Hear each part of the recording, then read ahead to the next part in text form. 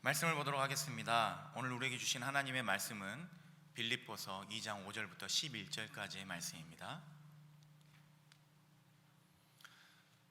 저와 여러분이 한 절씩 교독하도록 하겠습니다. 너희 안에 이 마음을 품으라. 곧 그리스도 예수의 마음이니 근본 하나님의 본체시나 하나님과 동등됨을 취할 것으로 여기지 아니하시고 오히려 자기를 비워 종의 형체를 가지사 사람들과 같이 되셨고 모양으로 나타나사 자기를 낮추시고 죽기까지 복종하셨으니 곧 십자가에 죽으심이라. 이러므로 하나님이 그를 지극히 높여 모든 이름 위에 뛰어난 이름을 주사 하늘에 있는 자들과 땅에 있는 자들과 땅 아래에 있는 자들로 모든 무릎을 예수의 이름에 꿇게 하시고 함께 읽겠습니다. 모든 입으로 예수 그리스도를 주라 시인하여 하나님 아버지께 영광을 돌리게 하셨느니라. 아멘. 오늘 말씀 전해주실 김경환 목사님께서는 SRC 인터내셔널 선교단체 대표이시고 저희 교회 협동 목사님으로 섬겨주고 계십니다. 오늘 그리스도의 마음이라는 제목으로 말씀 전하실 때 많은 은혜 받으시기 바랍니다. 우리 목사님 나오실 때 따뜻한 환영의 박수 부탁드립니다.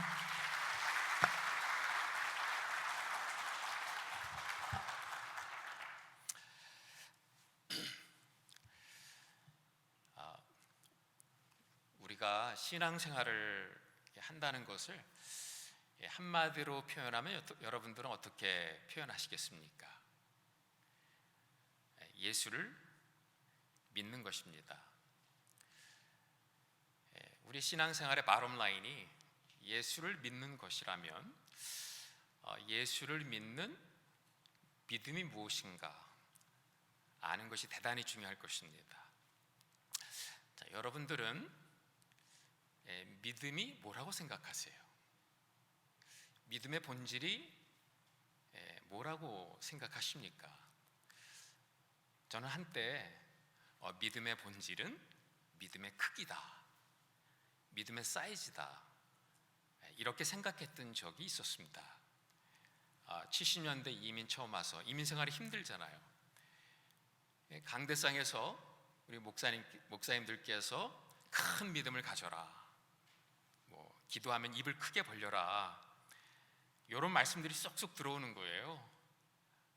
그래서 주말이면 우리 친구들과 그 윌슨 마운틴 중턱까지 운전하고 올라가서 정말 소나무 뽑고 싶은 심정으로 막 통성 기도를 했던 기억이 있습니다. 큰 믿음 달라고 그렇게 기도한 거죠. 물론 그래서 신앙이 자란 부분도 있지만 믿음의 크기가 믿음의 본질일까? 그것은 아닌 것 같습니다. 한참 목회를 하면서 저는 믿음의 본질은 또 깊이다 이렇게 생각했던 적이 있었어요. 성경 말씀 중에 고기잡이에 실패한 제자들을 보면서 예수님께서 깊은 데 그물을 내려라, 이런 말씀들이 쏙쏙 들어오는 거예요. 나도 깊어져야지. 그래서 성경을 보아도 막 그 이면에 숨겨진 의미를 찾아내려고 애를 썼고, 또 목회를 할 때에는 좀 구태의연한 설교가 아니라 좀 남들이 안 하는 깊은 설교를 해야 되겠다는 강박관념에 사로잡혔던 적이 있었습니다. 근데 이제 제 사역을 정리하면서 이제 과거를 돌아보니까, 자, 믿음의 본질은 깊이도 아니고 크기도 아니에요. 믿음의 본질은 대상이다. 결국 예수님이 믿음의 본질이죠. 그리고 예수님과의 관계 속에 맺어진 그 사귐, 그게 믿음의 본질이다 라고 생각합니다. 그러니까 과거에는 예수를 믿습니다 그러면서 그 믿습니다에 이제 강조점을 뒀다면, 이제 나이가 들수록 그거보다 예수, 거기에 더 막 마음이 이렇게 울림이 있는 것 같아요.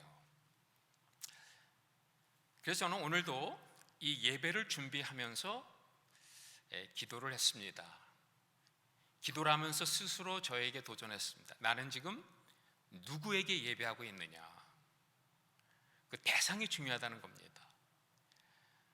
이 설교를 일주일 동안 준비하면서 나는 누구에게 기도하고 있느냐 라는 질문을 던지면서 본질을 놓치지 않으려고 애를 썼던 것 같습니다.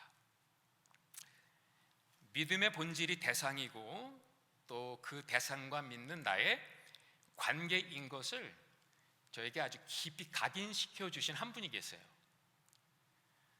달러스 윌러드라고 하는 여기 USC에 이제 교수님이 있었습니다. 이제 그분이 쓴 책 Divine Conspiracy라고 하는 책이 있는데 그 책에 나오는 하나의 조종사 이야기입니다. 어떤 조종사가 이제 에어쇼를 준비하기 위해서 연습을 하고 있었습니다. 어둠이 깃들기 시작하는 그 무렵, 그것도 바닷가 위를 비행을 하고 있었던 겁니다. 여러분, 조종에 대해서 아시는 분들은 아시지만 어둠이 깃들기 시작하는 무렵에 바닷가 위를 비행하는 것은 대단히 위험한 일입니다. 왜냐하면 하늘의 별과 달들이 바다의 반사가 되어서 어디가 하늘인지 어디가 바다인지 구별이 안 간다고 합니다. 그러니까 착시 현상이 생겨서 비행 사고가 나기가 일수라고 해요. 근데 이 조종사가 그 시간에 저공 비행을 하고 있었던 겁니다. 그러니까 관제탑에서 신호를 보냈죠. 당신 지금 위험합니다. 빨리 비행기를 공중으로 올리십시오. 이 사람은 정신을 똑바로 차리고 조종간을 당겼죠. 그럼 비행기는 올라가야 되는데 이 비행기는 위로 올라가지 않고 그냥 바다에 곤두박질 치면서 기체가 폭파되어 버린 거예요. 시체도 찾지 못했다고 합니다. 자, 조사단이 파견이 되었습니다. 블랙박스를 뒤지고 그 당시에 교신했던 내용들을 쭉 보면서 원인 규명을 합니다. 이것은 기체 결함이 아니라 조종사의 실수였다는 겁니다. 믿겨지지 않았던 거죠. 최고의 엘리트 조종사가 이런 실수를 범하다니. 그런데 여러분, 그럴 수 있다는 거예요. 왜 이 비행기는 사고가 났을까요? 여러분, 성경 퀴즈가 아니니까 성경 말씀 아무리 묵상하셔도 대답이 없고요. 상식입니다. 이 비행기는 뒤집혀서 가고 있었던 거죠. 비행기가 뒤집혀서 가다 보니까 올라가겠다고 하면 내려가고 내려가겠다고 하면 거꾸로 공중으로 올라갔던 겁니다. 이 작자는 어떤 맥락에서 이 이야기를 했을까요? 우리의 삶에 섬기고 다스리는 사역에 대해서 이야기를 합니다. 자, 우리가 열심히 낮은 자리에 떨어져서 우리 형제 자매님들을 섬기자 그렇게 오랜 동안 사역을 했는데 어느 날 보니까 나는 꼭대기에 올라가서 군림하고 있는 거예요. 고지론을 외치면서 우리가 정상에 올라가서 영향력 있는 크리스천이 되자, 영향력 있는 교회가 되자 해서 정상에 도착을 했는데 할 수 있는 게 아무것도 없는 게 추락해버린 겁니다. 문제가 무엇일까요? 섬김의 문제니까 섬김에 대해서 돌아보자. 다스림의 문제니까 다스림의 전략을 다시 짜자. 아니라는 거예요. 예수를 뒤집어서 믿었다는 겁니다. 사도 바울은 이 세상을 거스리는 세대라고 이야기합니다. 거스리는 세대, 그 의미가 뭘까요? 이 세상은 모두 물구나무 서서 예수님을 바라보고 있다는 거예요. 그러다 보니까 물구나무 서서 예수님을 보니까 섬김의 대상이 다스림의 대상으로 보이고 다스림의 대상이 섬김의 대상으로 거꾸로 보였다는 거예요. 그런 세상 속에 똑바로 서신 한 분, 예수님을 우리가 마주보고 예수님을 보는 그 눈으로 세상을 보게 될 때 예수님의 섬김이 우리의 섬김 되고 예수님의 다스림이 우리의 다스림 된다는 겁니다. 여러분, 제가 왜 이야기를 합니까? 오늘 우리가 읽은 본문의 배경이 되는 빌립보 교회에도 똑같은 도전이 있었던 겁니다. 나도 예수님을 믿고 당신도 예수님을 믿어요. 유오디아도 예수님을 믿고 순두계도 예수님을 믿습니다. 그런데 그들이 하나가 되지 못하고 교회 분쟁이 일어납니다. 문제가 뭘까요? 예수님을 뒤집어서 믿었다는 겁니다. 내가 믿는 예수와 당신이 믿는 예수가 좀 달랐다는 거예요. 지금 이 이야기를 오늘 본문에서 사도 바울은 하고 싶은 겁니다. 한번 볼까요? 여러분, 빌립보 교회는 참으로 좋은 교회임에 틀림이 없습니다. 사도 바울이 쓴 서신 가운데서 유일하게 우정의 편지의 형태를 띤 서신이 빌립보서입니다. 그만큼 빌립보 교회는 사도 바울의 마음에 아주 따스하게 자리 잡고 있었던 교회였다는 거예요. 그도 그럴 것이 이 교회는 따스한 교회였거든요. 왜냐하면 여성 주도 교회였습니다. 바로 선한 청지기 교회. 여성들이 많잖아요. 그러니까 한국 교회를 생각하시면 우리 빌립보 교회의 픽처를 그려낼 수 있습니다. 권사님들이 막 열심히 하는 교회, 여성 안수 집사님들이 막 섬김에 뛰어드는 그런 교회 한번 그려보시기 바랍니다. 그러니까 이 교회는 뭐 당회의 권세도 대단했겠지만 아마 주방의 권세가 남다르지 않았을까 생각을 합니다. 그런 교회에 아주 독특한 장점이 있죠. 섬기는 데 있어서는 열심히 특심인 거예요. 뭐 둘째 가라면 서로 했던 교회. 아마도 그들은 그들의 섬김으로 어려운 성도들을 잘 도와줬을 겁니다. 그들의 섬김으로 목회자들의 필요를 잘 채워줬을 거예요. 사도 바울이 선교 사역을 하다가 물질적으로 도움이 필요하다는 이야기를 듣고는 뭐 최선을 다해서 그 사도 바울의 선교를 위해 물질적으로 동참했던 교회입니다. 한마디로 이 교회는 좋은 교회였다는 겁니다. 그런데 이 교회에 문제가 생겼습니다. 여러분 자신 있습니까? 이 교회마저 이렇게 힘들다면 정말 교회가 하나가 되는 게 이렇게 쉽지 않구나라는 사실을 깨닫게 돼요. 섬기지 않으면 모르겠는데 그렇잖아요. 예배만 드리고 가면 문제 생길 일 없잖아요. 근데 그럴 수 있습니까? 그럴 수 없거든요. 예? 주님께서 가르쳐 주신 것들을 가지고 손과 발로 살아내야 되잖아요. 그래서 열심히 섬기다 보니까 문제가 생기는 거예요. 나의 섬김의 방식과 집사님의 섬김의 방식이 달라요. 나의 섬김의 비전은 이런 건데 저 집사님의 섬김의 비전은 이런 거예요. 다른 방식, 다른 비전이 만나다 보니까 관계가 깨지는 겁니다. 더군다나 그 당사자들이 지금 이 교회를 이끌어가는 순두계 유오디아 지도자들입니다. 지도자들이 하나가 되지 못하니까 이 문제가 교회 전체 문제로 확산이 되었다는 거죠. 사도 바울이 이 이야기를 들었을 때 얼마나 마음이 아팠을까요? 감옥 생활이 아무리 힘들어도 빌립보 교회에 들려오는 복음의 진보의 소식을 듣고 바울은 그 어려운 감옥 생활 이겨낼 수가 있었는데 빌립보 교회마저 이렇게 힘들다는 이야기를 들었을 때 마음이 무너져 내렸을 겁니다. 사도 바울은 이 무너지는 마음을 가지고 주님 앞에 갔겠죠. 전모를 다 펼쳐놓았을 거예요. 이 교회 문제가 뭡니까? 어떻게 해결해야 됩니까? 했을 때 우리 하나님께서 사도 바울에게 이 교회 문제가 뭔지 정확하게 진단해 주시죠. 그리고 이렇게 해결하면 된다 하면서 이 교회의 문제를 해결할 수 있는 열쇠를 줍니다.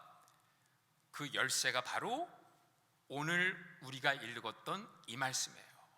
빌립보서의 딱 중앙에 있어요. 모든 교회의 회복을 향한 비결이 담겨 있는 말씀, 이거 하나만 제대로 살아내면 회복될 수 있다는 겁니다. 여러분, 한번 기대감을 가지고 들어보시기 바랍니다. 제가 약간 의역했습니다. 여러분 안에 이 마음을 품으십시오. 그것은 곧 그리스도 예수의 마음이기도 합니다. 그는 하나님의 모습을 지니셨으나 하나님과 동등함을 당연하게 생각지 않으시고 오히려 자기를 비워서 종의 형체를 취하시고 사람과 같이 되셨습니다. 그는 사람의 모양으로 나타나셔서 자기를 낮추시고 죽기까지 순종하셨으니 곧 십자가에 죽기까지 하셨습니다. 빌립보서는 분명히 우정의 편지라고 말씀을 드렸어요. 그렇다면 이 편지의 분위기가 중요해요. 이 보낸 사람이 어떤 느낌으로 이 편지를 썼는가, 이걸 여러분들이 한번 느껴보셔야 돼요. 여러분, 언성을 높이고 있습니까? 윽박지르고 있어요? 전혀 그렇지 않아요. 나지막한 목소리로 부드러운 어조로, 이렇게 여기 있는 김 목사처럼 아비가 아들에게 타이르듯이 전해주는 말씀입니다. 들을만 하다는 겁니다. 여러분, 그 말씀의 핵심이 뭘까요? 한마디로 표현하면 그 말씀은 여러분 예수 잘 믿으세요, 이 얘기입니다. 여러분들 안에 이 마음을 품으십시오, 이거는 공동체적으로 표현한 말씀이에요. 온 교회에 주시는 말씀이고 각 개인 한 사람 한 사람에게 주시는 말씀은 여러분 예수 잘 믿으세요. 믿으세요의 강조점이 있는 것이 아니라 예수, 이 예수님을 제대로 잘 믿으라고 이야기합니다. 얼핏 보면 사도 바울이 많은 이야기를 쓴 것 같아요. 비우라, 낮아지라, 종이 되라, 십자가에 죽으라. 그러나 여러분, 그것은 예수님께서 하신 일이고 우리가 해야 될 일은 그런 일을 하신 예수님을 제대로 바라보고 제대로 믿으면 우리의 손과 발을 통해서 예수님의 낮아지심을 표현해 주실 것이고 예수님의 십자가의 도를 우리의 삶의 여정에 흔적으로 남겨주시겠다, 이 말씀을 하고 있는 겁니다. 여러분, 오늘 이 말씀의 구조를 보면 그걸 아주 사도 바울이 강조하고 있다는 사실을 알 수가 있어요. 세 단원으로 딱 나눠져 있습니다. 너희 안에 이 마음을 품으라. 너희, 빌립보 성도들에게 주시는 말씀이에요. 그는 근본 하나님의 본체시나 예수님이 하신 일이에요. 그러므로 하나님께서 그를 지극히 높여 하나님 아버지께서 하신 일, 하나님 걱정 안 하셔도 돼요. 예수님이 하신 일 걱정 안 하셔도 돼요. 우리가 해야 될 일을 찾으면 된다는 겁니다. 이 많은 말씀 속에 빌립보 교회가 순종해야 될 명령형은 딱 하나입니다. 여러분들 안에 이 마음을 품으십시오, 곧 그리스도 예수의 마음입니다. 예수 잘 믿으면 된다는 겁니다. 예수를 잘 믿으면 하나 되지 못한 교회 하나 될 수 있다는 겁니다. 예수 잘 믿으면 우리의 인생의 진정한 회복이 일어난다는 거예요. 여러분, 많은 분들이 오해합니다. 우리가 회복된다는 것을 그냥 과거에 괜찮았던, 잘 나가던 그 모습을 내가 다시 그 시절로 돌아가는 것이 회복이라고 생각을 하는 분들이 계세요. 개척교회 당시에 교회 다 좋잖아요. 그러니까 개척교회 당시로 돌아가자 그러면 회복이다? 아닌 것 같아요. 이 정도 살고 보니까 여러분, 인간의 선하고 악함, 그 종이 한 장 차이더라고요. 좋은 교회, 나쁜 교회, 그 종이 한 장 차이입니다. 예수님께서 은혜를 베풀어 주시지 않으면 선한 사람, 악한 사람 되고요, 좋은 교회 하루아침에 나쁜 교회로 전락합니다. 때문에 우리는 날마다 순간순간마다 꿈에서라도 예수님께 돌아가야 되는 거예요. 우리가 믿는 예수님을 다시 한번 우리 가운데 영접해야 되는 겁니다. 예수를 만나면 주님께서 하십니다. 제 간증 하나 하겠습니다. 저도 2006년까지 근처 오렌지 카운티에서 이민 목회를 했었습니다. 그러다가 2007년 초에 제가 담임 목사로 있던 그 교회에서 1호 선교사로 파송을 받았어요. 근데 저만 받은 게 아니고 2세 중에 이제 한 자매님, 이 교회도 몇 번 온 것 같은데 헬렌지라는 자매님이 북한 선교사로 같이 파송을 받았어요. 그러니까 성도님들은 우리 교회가 안디옥 교회 흉내냈다고 너무 좋아합니다. 아닌 게 아니라 그 당시에 저희 교회가 건축도 어느 정도 끝내고, 그리고 교회도 좀 성장 가도에 있었던 아주 안정세에 접어들었던 상황이었거든요. 근데 이제 그런 상황에서 제가 47세의 나이에 그래도 세상 사람들이 보기에는 잘 나가던 목회 내려놓고 이제 선교사로 간다고 하니까, 그 전까지는 우리 교회가 별로 알려지지 않았는데 그 일로 말미암아 좀 알려지게 됐어요. 그 계기가 있었는데, 기자님들 냄새 잘 맡잖아요. 냄새 맡고 오셨더라고요. 그리고 쪽기사로 실어주겠다고 사진을 찍어 갔는데, 이분이 감동을 받으셨는지 거의 전면 기사로 실어줬어요. 제가 그 기사를 오늘도 읽어보면 정말 낯이 뜨겁습니다. 기자님들 그런 재주 있잖아요. 별것도 아닌 거에 아는 거를 굉장히 임프레시브하게 쓰시거든요. 안디옥 교회의 레거시를 이어가는 교회가 여기 있다는 거예요. 부끄러워가지고 47세 젊은 나이에 잘 나가던 교회 내려놓고 중국의 오지로 선교사로 떠난다. 여러분, 우리 한번 솔직히 얘기해 보십시다. 우리가 뭘 내려놓는다, 그게 능동태라고 생각하십니까? 정말 내가 내려놔야 되겠다고 결단해서 내려놓습니까? 내려놓을 수밖에 없는 상황으로 하나님이 몰아가셔서 내려놓게 된 겁니다. 수동태입니다. 우리 인생 처음부터 끝까지 수동태라고 하는 겁니다. 그리고 중국의 오지로 선교사로 떠나요? 중국의 오지가 어디 있습니까? 여기보다 더 좋은 건 너무도 많거든요. 제가 그 기사를 읽으면 좀 낯이 뜨거워요. 사실이 아닙니다. 자, 그런데도 옆에서 막 그렇게 띄워주면 착각을 해요. 제가 특별한 목사라고 생각을 하게 되는 겁니다. 그때부터 하나님께서 제 마음속에 숨겨졌던 내면의 연약한 것들을 드러내기 시작하더라고요. 자, 보세요. 저희 교회가 그렇게 기사로 나게 되니까 좋은 목사님들 이렇게 좀 가운데 오고 싶어 하시는 분들이 계셨어요. 그 중에 정말 좋은 목사님을 모셨죠. 신학교에서 가르치기도 하셨고, 동부의 저희 교회보다 2배, 3배 큰 교회 담임하셨던 목사님, 영어, 한국말, 게다가 중국말까지 지금 아주 플루언트하게 하시는 실력 있는 목사님이 오셨어요. 그런데 그 목사님이 오시고 나서 한 2, 3개월 지났는데 그 교회를 들여다보니까 김경환 목사의 이름이 없더라고요. 순식간에 잊혀진 목사가 되는 거예요. 근데 그게 얼마나 힘든지 저는 몰랐어요. 그 교회에 내 이름이 지워진 모습을 보면서 마음 아파하는 제 모습이 너무 측은하게 보이는 거예요. 그 중에 한 집사님이, 사실은 제가 그 교회에 있을 때 저에게 늘 말씀하셨어요. 김경환 목사님은 저의 인생 목사입니다. 요즘에는 그런 얘기 절대로 안 믿습니다. 그때는 제가 그걸 믿었잖아요. 이민교회에 제가 아는 목사님 한 분입니다. 제가 마지막에 주님 품에 먼저 가게 되면 목사님 제 장례 예배 반드시 인도해 주셔야 합니다. 저는 그런 줄 알았어요.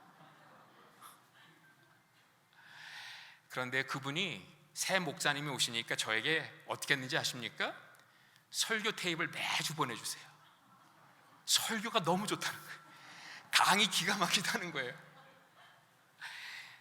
자, 그러면서 제 마음속에 숨겨져 있던 그 나약함들을 보기 시작한 겁니다. 그렇게 몇 개월 동안 제 안에 참담한 모습을 보면서 갈등하다 보니까 어느덧 제가 떠날 날이 됐네요. 저는 떠나기 전에 이런 그림을 그려봤습니다. 제가 선교지로 떠나는 그날 저를 배웅하는 성도들로 인해서 LA 공항이 메어지지는 못할 망정, 예? 적어도 한 20-30명쯤 나와가지고 같이 예배드리고 같이 중보기도 하고 저를 축복하며 보내주는 그 모습을 머리에 그렸어요. 소박한 꿈이잖아요. 아주 소박한 꿈이에요. 제가 뭐 그 공항을 그냥 뭐 우리 교인들로 메우겠다 이런 생각한 적 없어요. 20-30명 그 기대감을 가지고 공항에 도착을 했는데 30분, 1시간, 2시간을 기다리는데 한 명도 안 오더군요. 예, 한 명도 나타나질 않았어요. 그때 제 바닥이 드러났습니다. 제 안에 깊은 패배감, 이민 목회 마지막이 이런 모습이구나. 내가 중국에 가서 티베트 선교를 하다가 마지막에 돌아왔을 때 나의 마지막 그림이 이런 그림이라면 선교하기 싫다. 이런 갈등이 일어나기 시작했습니다. 그때 선교지에 나온 제 후배 선교사가 있었어요. 제 UCLA 후배인데 중국의 서남 지역에서 아주 선교 잘하던 OMF 서남 디렉터 선교사인데 이 친구의 딸이 3명인데 막내딸이 7살입니다. 뇌종양이 걸린 거예요. 7번 수술을 받았는데 결국은 휠체어에서 못 일어났어요. 눈물을 머금고 선교지를 철수했습니다. 그러면서 제가 간다는 얘기를 듣고 나온 거예요. 7장의 편지를 담아서 중국에서 쓰다 남은 돈을 다 집어넣고는 형, 내가 못다한 선교 형이 다 해줘 그러더라고요. 그 편지를 들고 공항에 갔습니다. 비행기에 탑승했습니다. 그 편지가 저를 살렸어요. 지금 읽어보면 아무것도 아니에요. 그만큼 제 마음이 가난했다는 거예요. 많은 생각을 했습니다. 눈물도 좀 흘렸던 것 같아요. 그러면서 그때 주님, 중국 선교사로 떠나는데 처음부터 다시 시작하겠습니다. 중국을 위한, 티베트를 위한 가장 좋은 기도가 어떤 기도인지조차 저는 모릅니다. 주님, 기도를 가르쳐 주세요 하면서 빌립보서를 읽기 시작한 겁니다. 읽다가 제가 3단어를 딱 적었어요. 예수를 믿어라. 예수 한 분으로 족하단다. 지난주에 우리 김 목사님 설교죠. 마지막으로는 예수 플러스 something을 믿지 말고 예수 플러스 nothing을 믿어라. 깜짝 놀랐습니다. 저는 예수 플러스 something을 믿었던 거예요. 그 something을 적은 겁니다. 나는 예수님 플러스 이런 걸 믿고 이런 걸 믿고 그거를 노트에 처음부터 쭉 적기 시작했어요. 그리고는 하나씩 십자가에 못 박았어요. 그리고 이제는 나는 예수 플러스 nothing을 믿겠습니다. 예수 한 분으로 만족하겠습니다. 예수님 한 분만 믿겠습니다 라고 하면 노트를 닫았어요. 노트를 닫으며 제 이민 목회의 한 챕터를 닫은 겁니다. 그렇게 후반전은 시작이 된 겁니다. 예수를 잘 믿으면 됩니다. 예수를 잘 믿으면 주님이 하십니다. 그런데 한 가지 질문이 있잖아요. 유오디아 순두개 예수 잘 믿지 않았을까요? 예수를 잘 믿는 정도가 아니고 예수님을 다른 사람에게 전하기까지 했던 분이에요. 예수님으로 이 교회를 가르쳤던 분입니다. 그런데 예수 잘 믿지 않았을까요? 잘 믿었어요. 그런데 어떤 예수를 믿은 겁니까? 바울이 지금 그 얘기를 하고 있는 겁니다. 내가 마땅히 믿어야 될 예수를 사도 바울은 소개하고 있는데 내가 원하는, 내가 믿고 싶은 예수상을 만들어 놓고 그 예수를 믿다 보니까 내가 믿는, 내가 원하는 예수가 나의 삶을 통해 표현한 섬김과 저 사람이 원하는 예수가 그 안에서 그의 삶을 통해 표현한 섬김이 달랐다는 거예요. 여러분, 우리가 똑같은 예수를 믿는 것 같지만 그렇지 않아요. 가만히 보니까 내가 원하는 예수들이 다 있어요. 그 예수상에, 내가 원하는 예수상을 위해서 화장도 시키고 분장도 시켜서 내가 원하는 기가 막힌 예수 만들어서 믿는다는 거예요. 여러분, 이 얘기가 팀 켈러가 말하고 있는 카운터핏 갓이라는 맨하탄 하나님, 그 책에 나옵니다. 내가 마땅히 믿어야 될 예수인가? 내가 믿고 싶은 예수인가? 심각하게 한번 들여다보면 좋겠습니다. 제가 여러분들에게 오늘 여러분들이 믿는 예수님을 한번 그려보세요. 그리고 그 도화지를 여기다 쫙 붙여놓으면 누가 가장 놀라실까? 아마 이 방송을 보시는 송병주 목사님이 깜짝 놀라실 것 같아요. 내가 언제 저런 예수를 가르쳤단 말인가? 어떤 사람은 예수를 빨갛게 그리고, 어떤 사람은 파랗게 그리고, 어떤 사람은 이념적인 예수를 그리고, 어떤 사람은 정당의 컬러로 덧칠한 예수님을 그리고, 다 내가 원하는 예수입니다. 그러면 우리가 하나가 될 수 없어요. 마땅히 믿어야 될 이 예수, 이 예수를 우리가 믿어야 우리가 하나가 될 수 있습니다. 2019년 가을에 제가 3주 간격으로요, 한국에서 집회를 했습니다. 부흥 집회를. 근데 공교롭게도 두 교회 이름이 똑같았어요. 먼저는 강남에 있는 사랑의 교회에서 제가 4번 설교했어요. 집회했어요. 그리고 3주 후에 이 교회 부목으로 계셨던 윤희철 목사님께서 심호하시는 미아리 3고개에 있는 그 교회, 거기도 사랑의 교회입니다. 3주 간격으로 집회를 하면서 제가 깜짝 놀랐어요. 여러분, 강남의 예수랑 강북의 예수랑 달라요.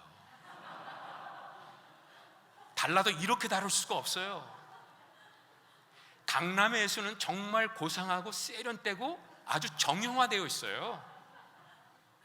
그러나 강북의 예수는 약간은 투박하고 촌스럽고 부서져 있어요. 강북의 예수는 옳고 강남의 예수는 옳지 않다? 혹은 강남의 예수는 옳고 강북의 예수는 옳지 않다? 아니에요. 왜 우리가 똑같은 예수를 믿고 똑같은 예수를 바라보고 똑같은 예수를 통해 제자 훈련을 받는데 우리 예수가 이렇게 다르냐는 거예요. 내가 원하는 예수를 포기하지 않는 겁니다.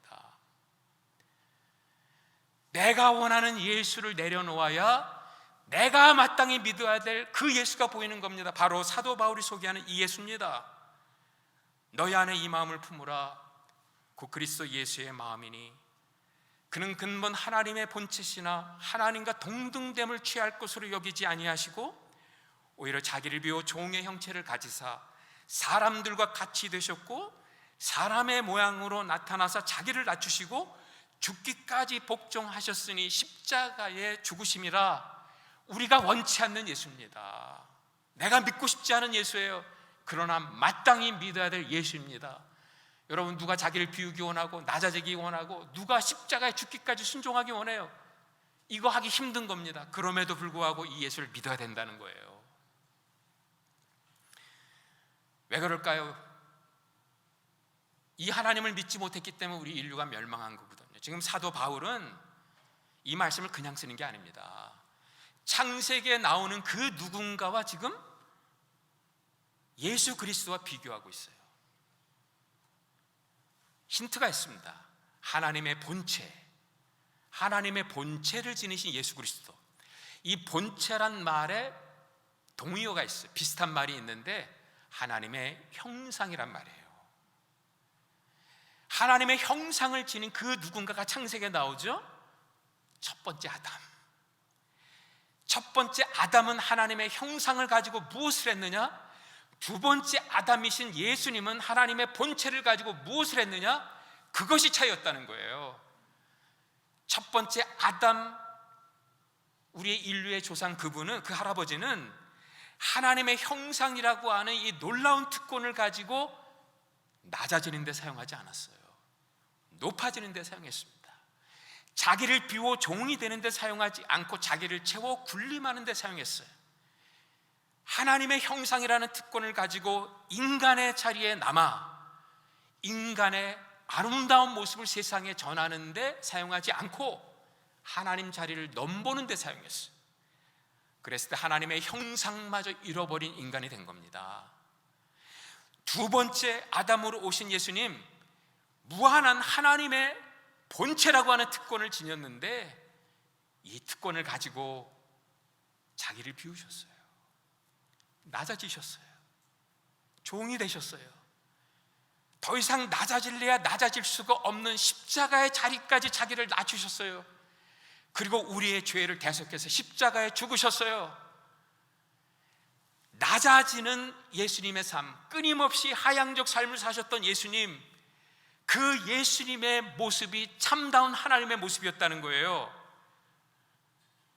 그렇게 사셨을 때 하나님의 형상을 잃어버린 인류에게 하나님의 형상을 회복시켜 주시는 능력이 나타나게 됐다는 겁니다. 첫 번째 아담과 두 번째 아담, 예수님의 차이가 무엇입니까? 하나님 된다라는 의미가 달랐어요. 하나님에 대한 비전이 달랐어요. 아담이 생각하는 하나님의 상은 자신의 능력으로 높아지고 군림하고 무한한 능력을 휘두를 수 있는 것이라고 생각했어요. 여러분, 이런 하나님을 믿으면 직분 받으면 큰일 납니다. 그 직분을 가지고 내가 프로모션 됐다고 생각해요. 꼭대기에 올라가서 군림할 수 있다고 생각해요. 아닙니다. 예수님께서는 하나님을 이렇게 생각하셨어요. 자기의 능력으로 자기를 비우고 종이 되고 낮아지고 십자가에 희생할 수 있는 그 모습이 참다운 하나님의 모습이었다는 겁니다. 어떤 하나님을 믿느냐, 어떤 하나님을 품고 사느냐, 우리의 손과 발에 그대로 다 드러납니다. 그래서 저는 오늘 이 말씀을 새롭게 읽고 싶어요. 6절에 그는 근본 하나님의 본체시나, 이 말씀을 어떻게 읽습니까? 하나님의 본체였음에도 불구하고라고 읽으십니까? 나는 본질상 하나님의 본체였음에도 불구하고 하나님답지 않게 나를 비우고 하나님답지 않게 종이 되고 하나님답지 않게 십자가에 죽은 겁니까? 아닙니다. 하나님이셨기 때문에, 이렇게 읽어야 합니다. 하나님이셨음에도 불구하고가 아니라 하나님이셨기 때문에 하나님답게 자기를 비우고 하나님답게 종이 되고 하나님답게 하나님만이 죽을 수 있는 십자가의 죽음으로 우리를 대속해 주셨다. 즉 섬길 수 있다는 거, 낮아질 수 있다는 거, 나를 비울 수 있다는 것은 신의 성품이라는 거예요. 하나님의 성품이 우리 가운데 있을 때 이런 성품을 살아낼 수 있다는 겁니다. 여기에 빌립보 교회에 중요한 쟁점이 있었던 겁니다. 그 쟁점을 바울은 지금 말씀하고 있는 거예요. 결국 그들이 믿는 예수님이었어요. 예수를 믿자가 이 교회의 화두가 되어서는 안 된다는 거예요. 어떤 예수를 믿을 것이냐, 어떤 예수를 여러분들은 믿고 있습니까? 내가 원하는 예수입니까? 아니면 내가 마땅히 믿어야 될 예수일까요? 우리가 진정한 회복을 원한다면 여러분 이 시간 내가 믿고 싶은 예수, 그 우상들을 내려놓으셔야 돼요. 마땅히 믿어야 될 십자가에 못 박혀 돌아가신 예수를 우리 가운데 영접하고 품어야 합니다. 그때 예수께서 하시는 겁니다. 주님이 목회하시고 주님이 선교하시고 주님이 다 하신다, 이거 아무나 하는 얘기 아니에요. 나는 십자가 예수만 알기로 작정하고 그분을 내 마음에 모셔드리면 그분이 한다는 얘기예요. 저의 선교 사역도 그렇게 시작이 되었던 것 같습니다. 제가 이민 목회 사역의 한 챕터를 닫고 중국 그리고 티베트, 북한 사역의 챕터를 새롭게 열었습니다. 어떻게 열었을까요? 우리 인생의 모든 브레이크스루는요, 주님을 새롭게 만나면 되는 거잖아요. 예수님을 믿으면 다 된다 말씀해 주셨어요? 그러면 어떤 예수를 내가 믿어야 할까요? 주님, 그 예수를 새롭게 만나고 싶어요. 그 예수를 만나 주세요. 그런 퀘스천 마크로 제 선교 사역은 시작이 됐습니다.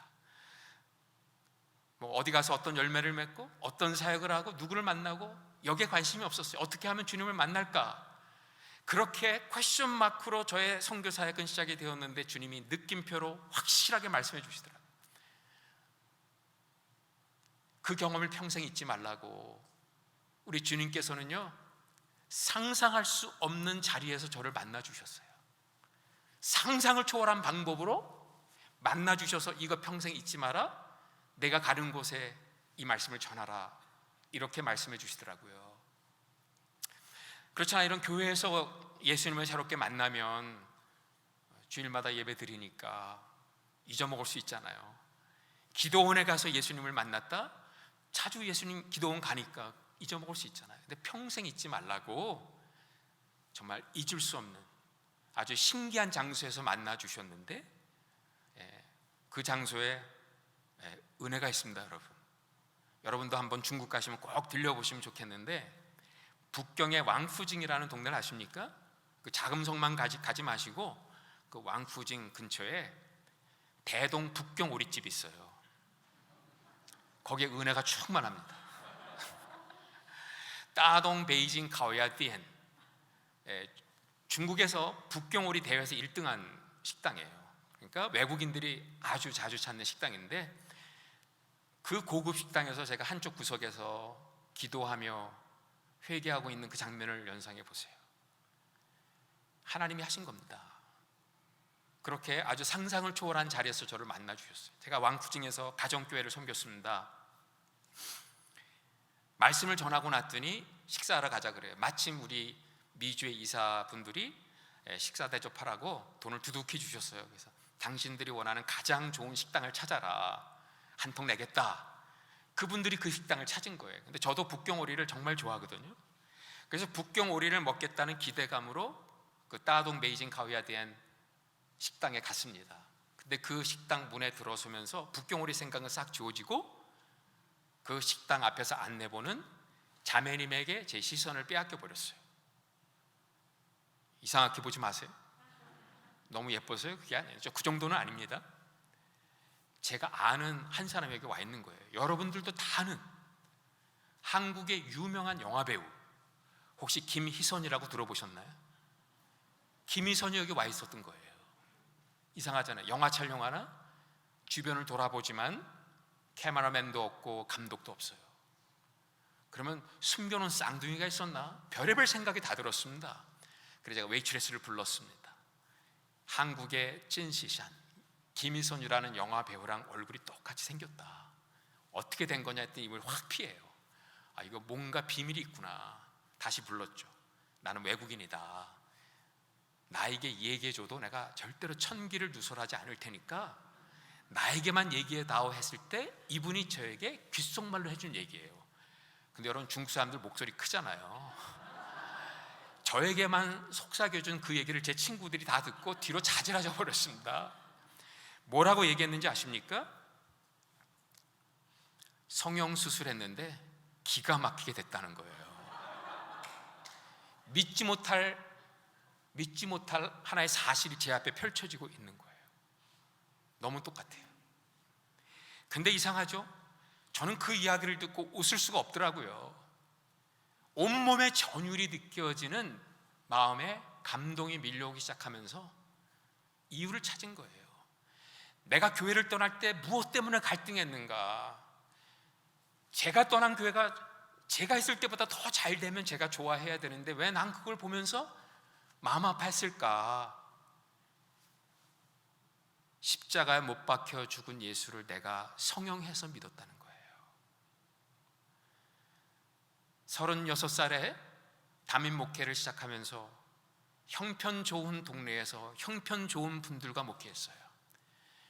십자가에 못 박혀 돌아가신 예수만 알기로 작정하자 그 예수를 전하면 버겁다는 거예요. 꼭 그렇게 예수를 믿어야 되냐는 거예요. 그래서 제가 그분들을 위해서 예수님을 화장시켰어요. 그것도 모자라서 분장시켰어요. 그것도 모자라서 성형된 아주 성공적인 예수, 파워풀한 예수, 그 예수를 전했는데 그래도 교회는 부흥되더라고요. 그런데 그 성형된 예수는 제가 인생의 바닥을 칠 때 저에게 해줄 말씀이 없었다는 거예요. 그 예수는 저에게 해줄 게 아무것도 없었다는 거예요.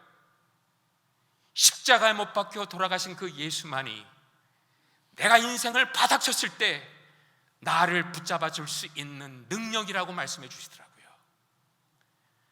주님께서는 그때 저에게 스피커를 대고 말씀해 주시는 것 같았어요.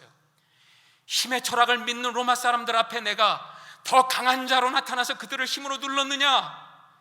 가장 무능하게 십자가에 못 박혀 죽었는데 그 십자가에 하나님의 전능이 나타났다. 인생의 지혜와 철학을 믿는 헬라 사람들 앞에서 내가 현란한 언어로 그들을 설득했느냐? 가장 어리석은 십자가의 복음을 전하면서 믿으라고 얘기했다는 거예요. 오늘도 홍해가 갈라지는 또 다른 표적을 구하는 히브리 사람들 앞에서, 유대인들 앞에서 내가 홍해를 2번 가르지 않았다는 거예요.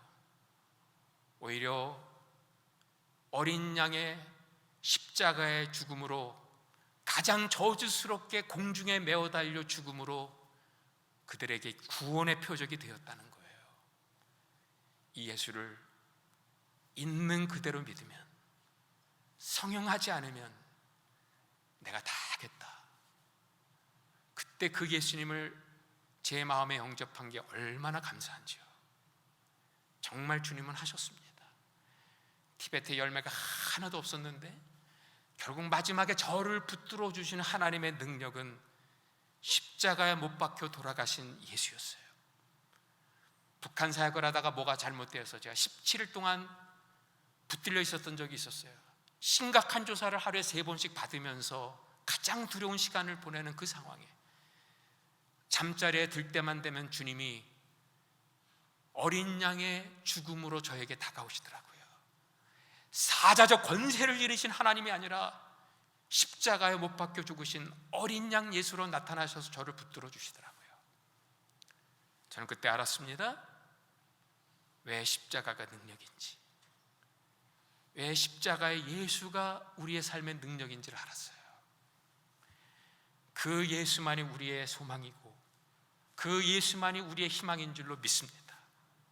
가장 무능해 보이는 그 십자가, 우리가 그 예수를 믿으면 무능 속에 전능이 나타난답니다. 가장 어리석어 보이는 십자가 예수를 우리가 믿으면 하나님의 구원의 비밀이 다 드러난다는 거예요. 저주스러워 보이는 그 십자가 예수를 믿으면 저주가 축복이 되는 인생의 반전이 있다라고 말씀합니다. 때문에 우리가 원하는, 내가 믿고 싶은 예수를 내려놓고 우리가 마땅히 믿어야 될 그 예수를 우리 마음에 새겨야 합니다. 그런 여러분들이 될 수 있기를 주님의 이름으로 축복합니다. 이 시간에 마지막으로 사도 바울의 고백으로 이 설교를 마치고자 합니다. 여러분 한번 이런 거 익숙하지 않으실 테지만 너무 오늘의 메시지와 일맥상통하는 바울의 고백이에요. 그냥 따라해 주시면 좋겠습니다. 내가 너희 중에서 예수 그리스도와 그의 십자가에 못 박힌 것 외에는 아무것도 알지 아니하기로 작정하였습니다. 아멘입니까? 아멘입니다. 우리 한번 기도하시겠습니다. 이 시간 기도하실 때 여러분, 이 시간에 우리의 마음의 우상들을 내려놓읍시다. 우상이라고 해서 금이나 목각으로 만들어 온 어떤 이미지가 우상이 아니라 내가 원하는 것, 내가 바라는 것, 그런 것들을 덧칠해서 만들어 놓은 우리 믿음의 대상 예수, 내가 원하는 예수, 내가 믿고 싶은 예수가 우상이 될 때가 있다는 거. 이거 아니면 안 된다라고 생각해서 이거 건드리면은 막 견디지 못해 하는 그런 영역이 있어요. 우리의 삶에. 그것도 우상입니다. 그런 것들을 우리가 내려놓아야 우리가 마땅히 믿어야 될 예수가 보입니다. 이 시간에 우리 눈에 비늘을 벗겨주시고 우리 눈에 껍데기를 벗겨주셔서 우리가 마땅히 보아야 될 그 예수 한 분만 보게 해달라고 우리 간절히 한 분 이 시간에 같이 진정성을 담아서 기도하면 좋겠습니다. 같이 기도하시고 묵상으로 기도하셔도 좋고 통성으로 기도하셔도 좋고 자기의 소리가 자기 귀에 들릴 만큼 그렇게 기도하시고 제가 마무리 기도하겠습니다.